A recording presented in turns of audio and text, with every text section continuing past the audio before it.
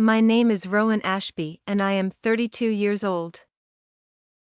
7 weeks ago, I walked into the Whitfield Family Reunion at the Sycamore Bluff Lodge in Chattanooga, Tennessee, wearing a name tag that said Rowan, the quiet one, because my Aunt Darlene had made the name tags herself and that is what she wrote. I wore it anyway. I wore it because I had driven 4 hours to be in that room, and because the 47 people gathered around those folding tables were about to find out that the quiet one had been accepted, 3 years earlier, into the doctoral program at Vanderbilt University's Peabody College of Education, had finished her dissertation in 22 months, and was currently the youngest department chair in the history of Whitfield County's public school system. None of them knew. Not one. I had not told them. Not because I was ashamed. Because for 11 years, every time I had tried to tell them something true about myself, someone in that family had found a way to make it smaller. So I stopped offering. I let them keep their version of me. The one who wasn't quite as sharp as her cousin Bethany, the one who took the long way around, the one who needed more time. I let them keep that story right up until the moment the lodge's event coordinator walked up to the microphone and said my name in front of everyone. But here is what my family did not know. For 3 years, I had been quietly building something they had no idea existed. Not a binder. Not a document. A life. A real one. The kind they had decided, when I was 14 years old, that I was not capable of building. Before I get into all of it, if you are new here, please take a moment to like and subscribe. It helps this channel more than I can say. And while you're at it, drop your city and the time it is where you are right now in the comments. I read every single one.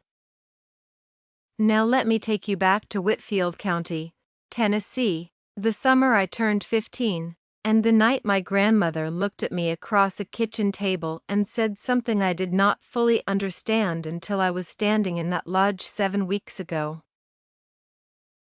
Whitfield County sits in the eastern corner of Tennessee where the ridge lines come down close and the towns are small enough that everybody knows your grandmother's maiden name. The town I grew up in was called Calder Springs. Population just under 3,000.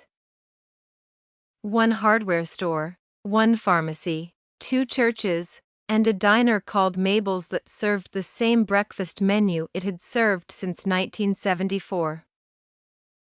My mother, Connie Ashby, worked the front desk at the county health department for 23 years. My father, Dale, drove a propane delivery truck for the same company from the time I was 3 until the time I was 18. When he left for a woman in Cookeville and sent a card at Christmas for 2 years before he stopped sending that, too. I was the middle child of 3. My older sister, Tamsin, was 4 years above me. My younger brother, Garrett, was 2 years below. Tamsin was the one who got the compliments. She was quick with words, quick with a smile, and she had our mother's coloring. Dark hair, easy laugh, the kind of face that made adults trust her on sight. Garrett was the one who got the patience, the extra help, the benefit of the doubt, because he was the boy and he was the youngest and that is how it worked in our house. I was the one who read slowly. That is the cleanest way to say it. I read slowly and I processed slowly, and in the 3rd grade a teacher named Mrs. Pelham sent a note home saying she thought I might benefit from some additional support. My mother took that note to mean something was wrong with me. Not that I learned differently. Not that I needed a different approach. Wrong. Broken. The word she used when she talked to Aunt Darlene on the phone, and I heard her through the wall, was behind. Rowan is a little behind. I was not behind. I was dyslexic. I did not find that out until I was 19 years old and sitting in the Disability Services office at Rowan State Community College, filling out paperwork, and a counselor named Mrs. Patricia Odom looked at my intake form and said, quietly and without drama, "Has anyone ever tested you for a reading processing difference?" Nobody had. Nobody had thought to. But I am getting ahead of myself. Growing up, the gap between how my family saw me and how I actually was became a kind of furniture in our house. Fixed. Assumed. Nobody moved it. Tamsin went to University of Tennessee on a partial academic scholarship. There was a dinner for her. Aunt Darlene brought a cake with orange frosting because Tennessee's color is orange and Tamsin was going to be a volume. My mother cried happy tears. My grandmother, Nana Bet, sat at the end of the table and watched. When it was my turn to graduate high school, I had been accepted to Rowan State. 2-year college, 40 minutes away. My mother said it was practical. She said it like practical was the highest compliment she could offer me, the way you'd call a sensible pair of shoes practical. Tamsin said, gently, that it was probably the right fit. Aunt Darlene said nothing, which was its own kind of verdict. There was no dinner. There was no cake. My grandmother came over that evening and brought a pie she had made herself. Sweet potato, my favorite. And she sat with me at the kitchen table after everyone else had gone to bed. She was 71 that year. She had hands that looked like they had done real work, because they had.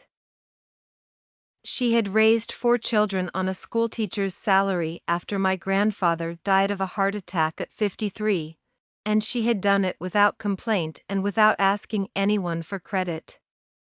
She looked at me across that table and she said, "Rowan, the people in this family have decided what you are. Don't let them be right just because it's easier." I did not know what to do with that sentence at 15. I put it somewhere in the back of my mind like a folded piece of paper in a coat pocket, and I carried it around without thinking about it until one day I reached in and it was still there. Nana Bet died 3 years ago. She was 83. She had a small stroke in January and a larger one in March, and she was gone by April, on a Tuesday, at 6:47 in the morning, while the dogwood outside her bedroom window was blooming. I was with her. Tamsin was not. My mother was, and she held Nana Betty's hand, and I am glad she had that. Whatever else is true about my mother, she loved her own mother, and that is worth something. After the funeral, a woman named Helen Greer, who was Nana Betty's attorney, called me. Not my mother. Not Tamsin. Me. But I will get to that. The years at Rowan State were the years I started becoming myself, though I did not know that was what was happening. I just thought I was surviving. I worked 22 hours a week at the front desk of the county library while I took classes. The library job was the best thing that happened to me in those 2 years, not because of the money. It was $9.50 an hour. but because of the books and because of a woman named Gloria Tate who ran the children's programming department. Gloria was 56 years old, stout, with silver locks she wore pinned up, and reading glasses she kept on a beaded chain around her neck. She ran story time on Tuesday and Thursday mornings, and she ran a homework help program on Wednesday afternoons for kids who needed extra support. I volunteered for the homework help program because I had extra hours and she needed warm bodies, and one afternoon in October of my first year at Rowan State, I sat down next to a 9-year-old boy named Marcus who was crying quietly over a worksheet because the letters kept moving on him. I knew what that felt like. I sat with him for 45 minutes. By the end, he had finished the worksheet. He looked at me like I had done something miraculous. I had not. I had just known where to start. Gloria watched the whole thing from across the room. Afterward she said, "You have a gift for that." I told her I didn't think so. She said, "That's the gift talking." I transferred to the University of Tennessee at Chattanooga after Rowan State. 4-year degree, education, concentration in learning disabilities. I worked 30 hours a week the entire time. Library assistant, then tutoring center supervisor, then a part-time aide at a public elementary school in the Hamilton County District. I graduated in May of my 24th year with a 3.87 GPA. My mother came to the ceremony. She sat in the bleachers and she clapped. Tamsin sent a card. Aunt Darlene did not come and did not send anything, which I noted the way you note weather. My grandmother came. She was 80 years old and she took a bus from Calder Springs because she did not drive anymore, and she sat in the front section because she had told the usher she was the graduate's grandmother and the usher had believed her and given her a good seat. After the ceremony she found me in the crowd and she put both hands on my face and she said, "There she is." 2 years later I applied to Vanderbilt's doctoral program in special education. I applied without telling my family. Not out of secrecy, exactly. Out of self-protection. I had learned, by then, that sharing my ambitions with certain people in my family was like holding a candle in the wind. They did not mean to extinguish it. They just did. I was accepted in March. I found out on a Thursday afternoon at 4:12, sitting in my car in the parking lot of the elementary school where I was working. I read the email 3 times. Then I sat there for 11 minutes without moving. My hands were in my lap. They were perfectly still. I noticed that. I called Gloria Tate. She screamed loud enough that I had to hold the phone away from my ear. Then she cried. Then she told me to call her back when I'd had a minute to breathe. I called her back 20 minutes later and we talked for an hour and a half. I did not call my mother that night. I called her the next morning, when I had slept and was steady. She said, "Vanderbilt. That's expensive." I said the program was fully funded with a stipend. She said, "Well, that's good, I guess." I said yes. Then she asked if Tamsin knew. I said I hadn't told Tamsin yet. She said, "You should call her. She'll want to know." I did not call Tamsin. I want to pause here for a moment, because I think some of you know exactly what I am describing. Not the cruelty of a family that screams or threatens or slams doors. Something quieter than that. The family that simply does not expand to hold you. The one where your news lands in the room and the room rearranges itself around the news and keeps talking about something else. If you have ever shared something you were proud of and watched the conversation move on without stopping, drop the word steady in the comments. I want to know you're out there. And if you haven't subscribed yet, please do. This channel is built for exactly this conversation. Now, back to the story. The doctoral program was the hardest and the best thing I had ever done. I moved to Nashville. I lived in a studio apartment on the second floor of a building that smelled like old carpet and someone's cooking. Usually cumin, sometimes something sweet I could never identify. I had a desk by the window and a lamp I had bought at a Goodwill on Charlotte Avenue for $6. I wrote my dissertation on literacy intervention frameworks for students with dyslexia in rural school systems. 11 months of fieldwork, 9 months of writing, 22 months total. I defended in April of my third year. My committee chair was a woman named Dr.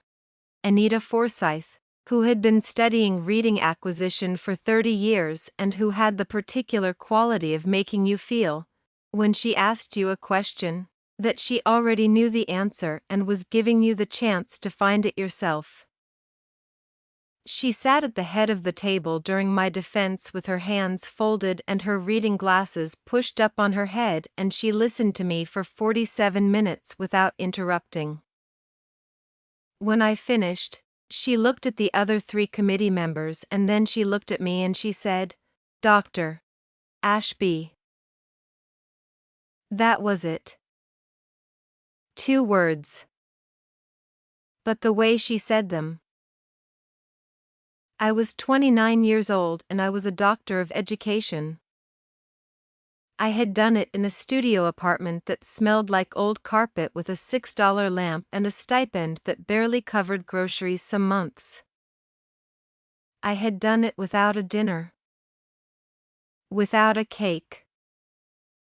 Without anyone in my family of origin saying, before the fact, that they believed I could. I went back to Chattanooga. I took a position at Whitfield County Schools as a district-level learning specialist. 18 months later, when the director of the department retired, the superintendent offered me the chair. I was 31. I said yes. The title was Director of Student Learning and Equity Services. My department had 11 staff members, a budget of $2.3 million, and responsibility for the learning support programs of every student in the district who needed additional services. 4,216 students as of the last count. I did not announce any of this to my family. I answered questions when they asked them, which was not often. My mother knew I worked for the school district. She thought I was a teacher. I had not corrected that impression because correcting it would have required a conversation I did not have the energy to have. Nana Bet knew. She was the only one who knew everything, and she knew because she asked real questions and listened to the answers. Every Sunday evening I called her and we talked for 45 minutes to an hour. She knew about the dissertation. She knew about the defense. She knew about the director position. She kept a printed copy of my Vanderbilt faculty profile. They had listed me as a guest lecturer. On her refrigerator, held up with a magnet shaped like a Tennessee walking horse. When she died in April, 3 years ago, I sat in her kitchen the afternoon after the funeral and held a cup of coffee that had gone cold and thought about all the Sunday evenings that were now just quiet. Helen Greer called me 2 weeks after the funeral. She was Nana Betty's attorney, a small woman in her 60s with close-cropped white hair and an office above a dry cleaning shop in Calder Springs. She asked me to come in alone. I drove up on a Saturday morning. She had a folder on her desk and a box of tissues on the corner of the desk that I noted without comment. Nana Bet had left me her house on Birch Street. Not to my mother.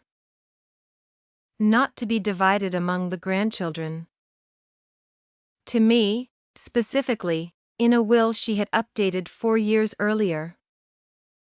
The house was paid off. It was assessed at $187,000. She had also left me a savings account with $43,000 in it, accumulated over 30 years of careful living and careful saving. And she had left a letter. The letter was in a sealed envelope with my name on the front in her handwriting. Helen handed it to me and stepped out of the office to give me privacy. The letter was 2 pages, handwritten, in the careful cursive Nana Bet had learned in a one-room schoolhouse in 1951. She wrote that she had watched me my whole life and that she had seen something in me that the rest of the family had not had the patience to see. She wrote that she was sorry she had not said it louder, sooner, more often. She wrote that she had left me the house because she wanted me to have something solid under my feet, something nobody could take or minimize or explain away. She wrote, "You were never behind, Rowan. You were always exactly where you were supposed to be. The rest of us were just moving too fast to notice." I read the letter twice. I folded it and put it in my jacket pocket. My hands were steady. I noticed that. I did not tell my mother about the will that day. Helen had advised me that the will would be filed with the probate court and that my family would be notified through the standard process. I let the process work. I drove back to Chattanooga and I sat with what I knew for 10 days before the calls started coming. My mother called on a Tuesday. Her voice had a particular quality I recognized. The one she used when she was trying to sound calm while being the opposite of calm. She said she had heard from the probate court. She said she was sure there had been some kind of misunderstanding. She said Nana Bet had always intended for the house to stay in the family. Meaning her children, meaning not me specifically but all of them together. I said the will was clear. She said she thought we should talk about it as a family. I said I was available by phone. She said she meant in person. I drove up to Calder Springs that weekend. My mother sat at the kitchen table with Tamsin on one side and Aunt Darlene on the other, which told me everything I needed to know about how the conversation had been arranged. Garrett was not there. He had never been good at confrontation and I think, somewhere, he was decent enough to know that what was happening was not right. Aunt Darlene spoke first. She said Nana Bet had not been in her right mind toward the end. I said she had updated the will 4 years before she died. Aunt Darlene said that was still toward the end, for a woman her age. I said Nana Bet had been sharper than most people I knew until the day she had the first stroke. Tamsin said, gently, that she was sure Nanabet had loved me, but that it seemed unfair for one grandchild to receive everything when there were others who needed it too. I asked which grandchild she meant. She meant herself. My mother said, "Rowan, you're young. You have your whole career ahead of you. We're not trying to take anything from you. We just want what's fair." I sat with that for a moment. Then I said, "I'll think about it." I drove back to Chattanooga. I called Helen Greer on Monday morning and told her what had happened. She said the will was ironclad and that my family had no legal standing to contest it. I said I knew. She said, did I want her to send a formal letter? I said not yet. I thought about what Nanabet had written. Something solid under your feet. Something nobody can take or minimize or explain away. I kept the house. I rented it to a young couple from Calder Springs, a schoolteacher and her husband who worked at the hardware store, for $850 a month, which covered the taxes and insurance and left a small amount over. I did not tell my family what I had decided. I let the probate process close.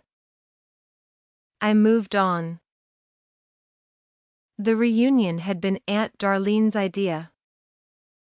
She organized it every 5 years, and this was the 5th year since the last one, which meant it was time.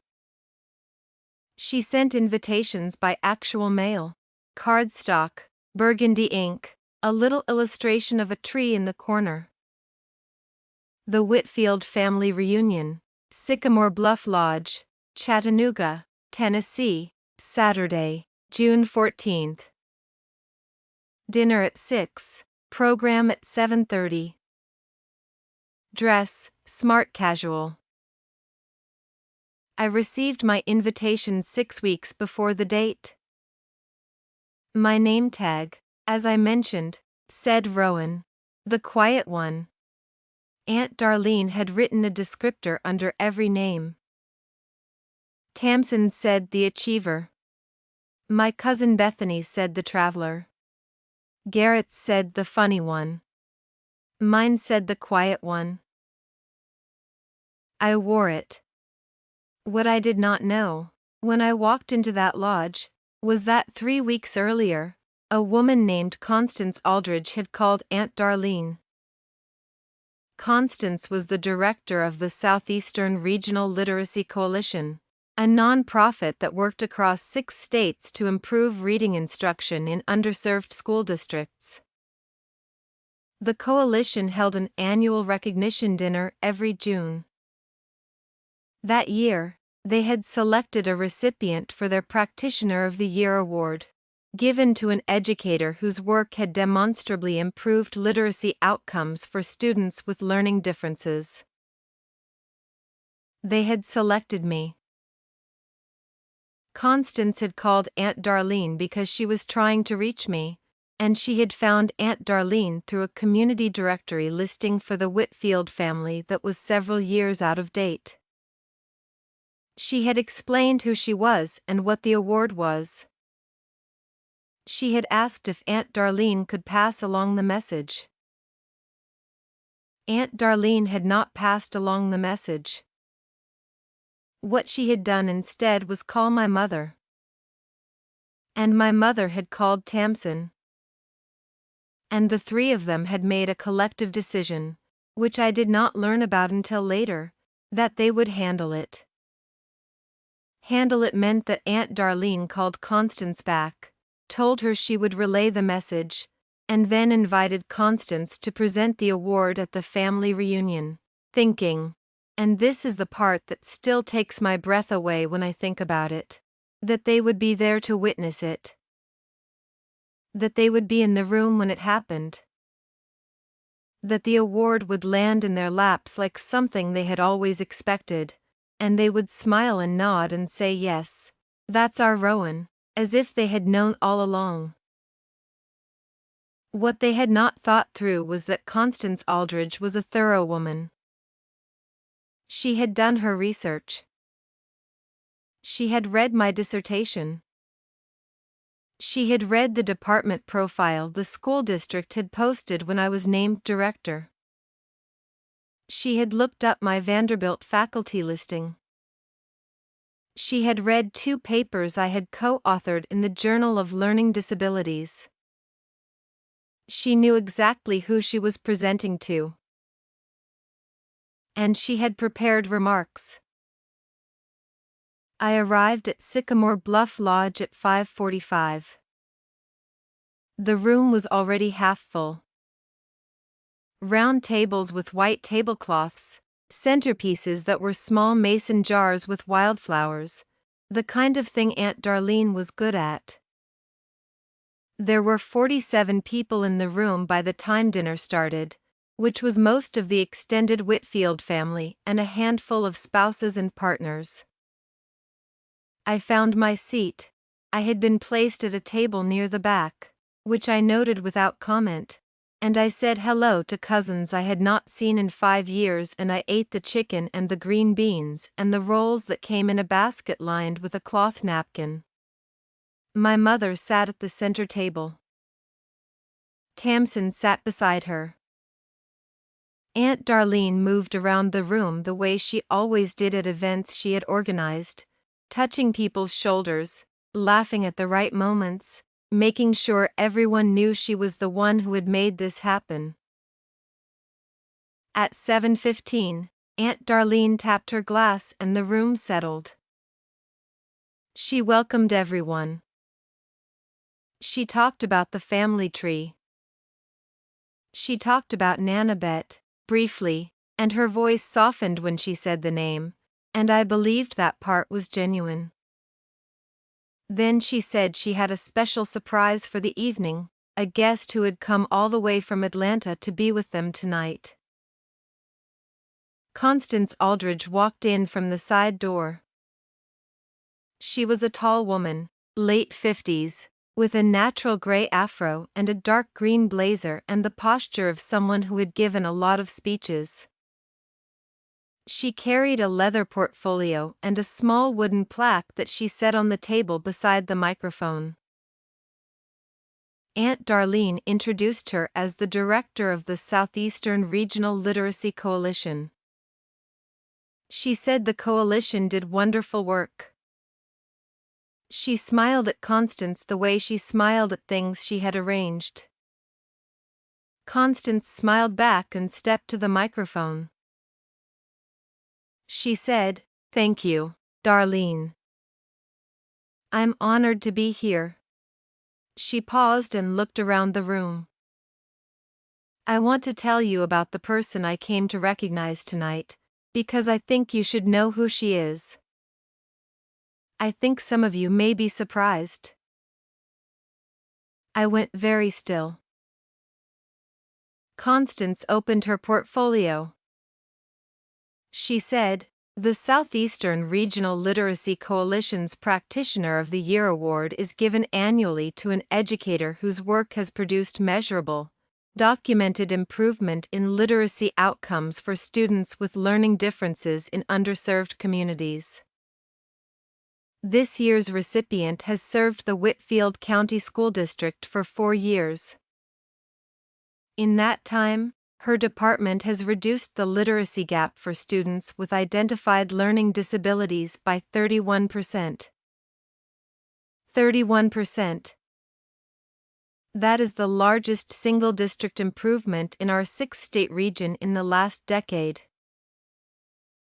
The room was quiet in the way rooms get quiet when something real is happening.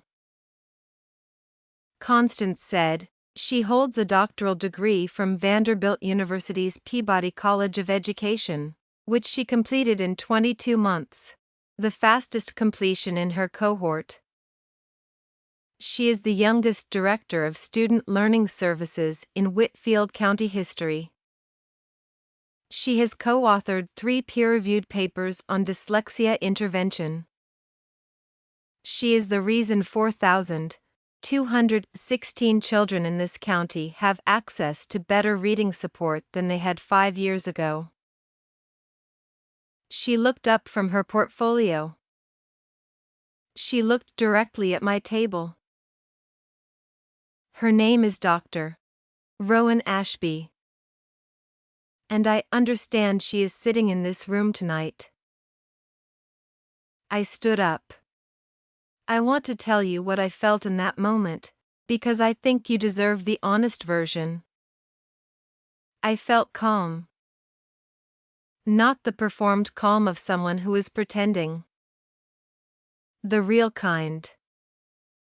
The kind that comes from having lived through something and come out the other side with your name still intact.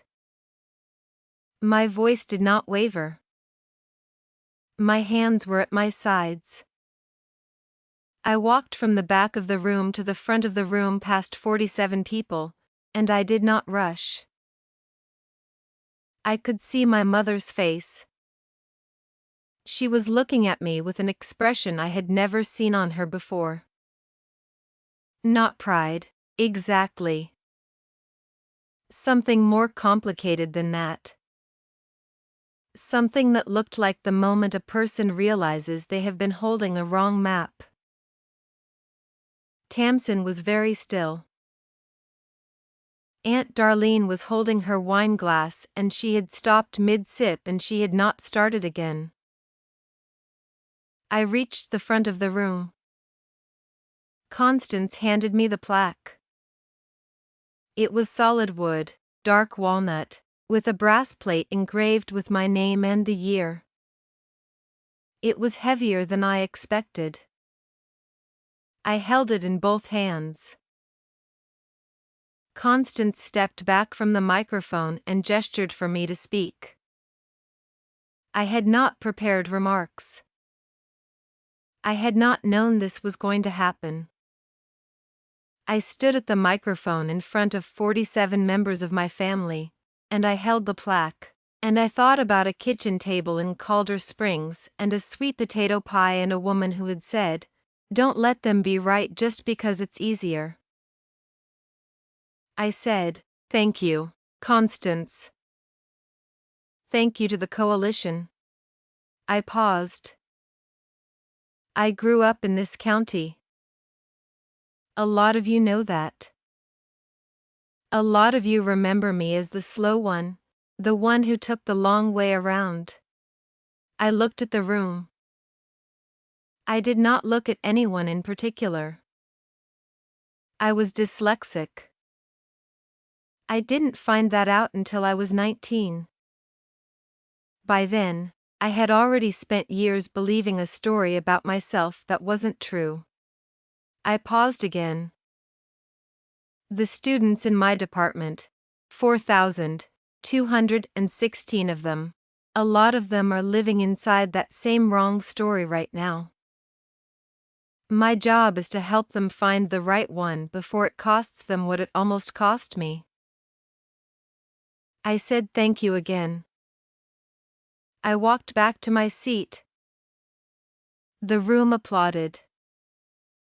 Some people stood.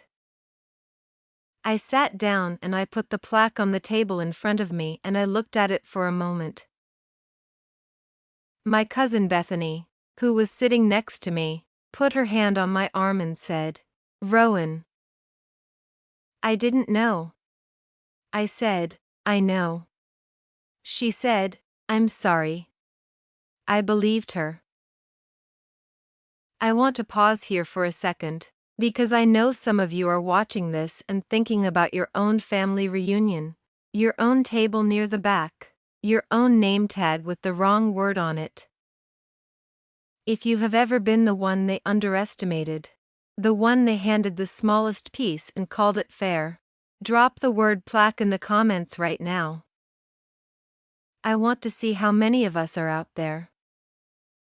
And if you're not subscribed, please do that now. This story is almost to the part where everything lands. After the program, The room broke into smaller conversations. People came to my table. Some of them I had not spoken to in years. My cousin Derek, who was 40 and had always been kind to me, shook my hand and said, "Dr. Ashby. Look at you." I smiled at him. A great-aunt named Vera, who was 81 and had known Nana Bet since they were girls together, came and sat beside me and took my hand in both of hers and said, "Bet told me. She told me years ago you were going to do something real. I just didn't know what." My mother came to find me near the end of the evening. The room had thinned out. Aunt Darlene was overseeing the breakdown of the centerpieces. Tamsin had gone to get the car. My mother stood in front of me in her good blouse, navy blue, small pearl buttons, and she looked at me for a long moment without speaking. Then she said, "Why didn't you tell us?" I thought about that question. I thought about the dinner for Tamsin with the orange cake. I thought about the word practical. I thought about the phone call when she had asked if I'd told Tamsin yet. I thought about the kitchen table in Calder Springs after my grandmother died, where she had sat with Tamsin and Aunt Darlene and told me the house should be shared. I said, "Mom, every time I tried to tell this family something true about myself, it got smaller in the telling." I stopped offering it. She was quiet for a moment. Then she said, "That's not fair." I said, "I know." I was not agreeing that she was right. I was agreeing that it was not fair. Both of those things were true and they were not the same thing. She said, "I'm proud of you, Rowan." I looked at her. I believed she meant it. I also knew that it had taken 47 witnesses and a plaque from a regional coalition for her to say it, and that the version of pride she was offering me now was not the same as the version that would have meant something at 19, or 24, or 29. I did not say that. Some truths you carry without making the other person hold them. I said, "Thank you, Mom." She hugged me. I let her. It was brief and a little stiff, and it was the most honest thing we had done together in years. Aunt Darlene did not come to find me. I noticed that. I did not go to find her. Tamsin texted me the next morning.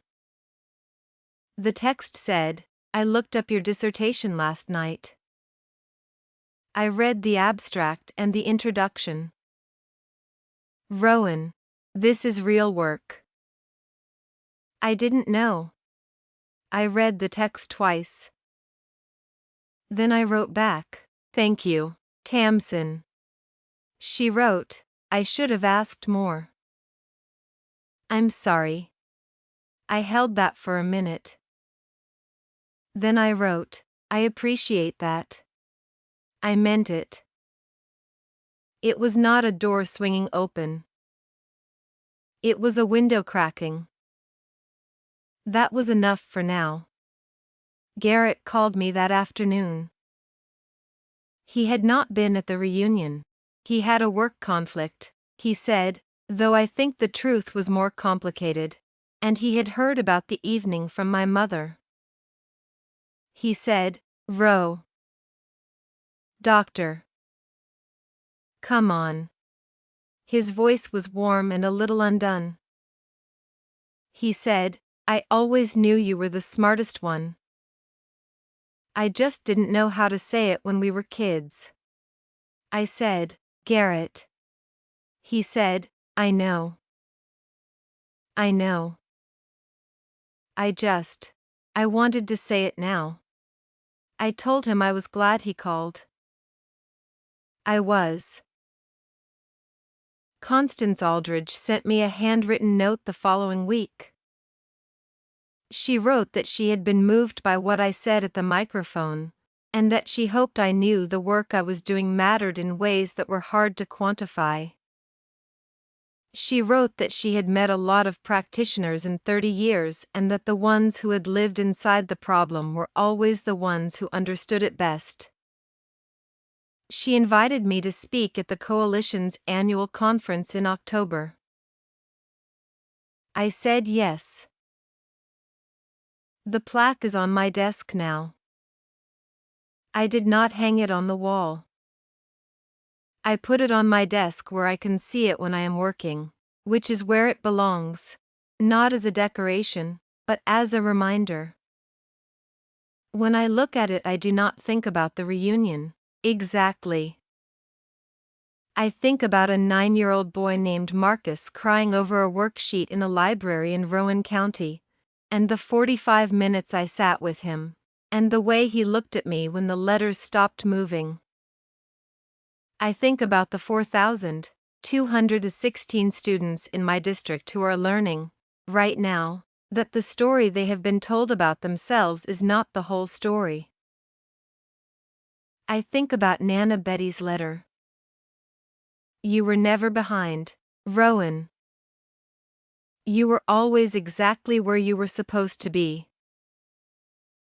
I keep the letter in my desk drawer, in a plain white envelope with my name on the front in her handwriting. I do not take it out often. I do not need to. I know what it says. The house on Birch Street is still rented to the schoolteacher and her husband.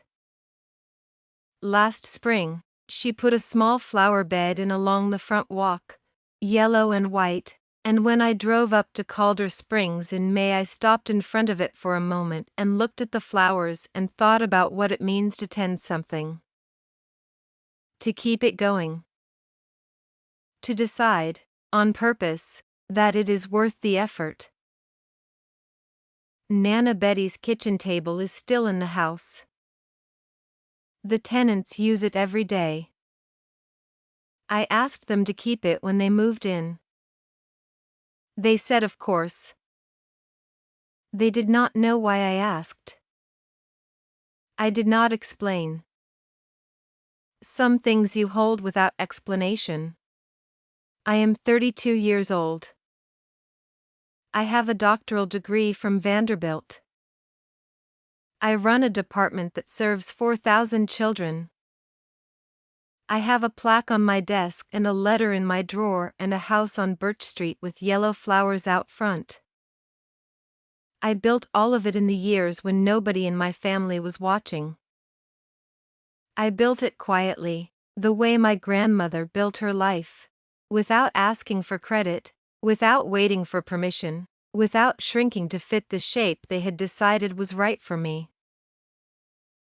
If you are watching this and you recognize yourself in any part of what I have told you, if you were the quiet one, the slow one, the one they handed the wrong name tag, I want you to hear this. The story they told about you is not the last word. It is not even close to the last word. The last word is yours, and you get to decide when you say it. You do not owe anyone your achievements before you are ready to share them.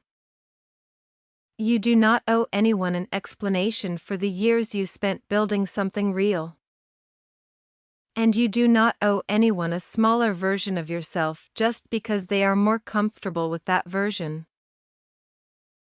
The plaque has your name on it. It always did. Some of us just have to walk to the front of the room to pick it up. Thank you for spending this time with me. If this story reached something in you, share it with someone who needs to hear it. Drop a comment. Tell me if you were the quiet one. Tell me your name. Tell me where you're watching from. Hit subscribe if you haven't yet. And I'll see you in the next one.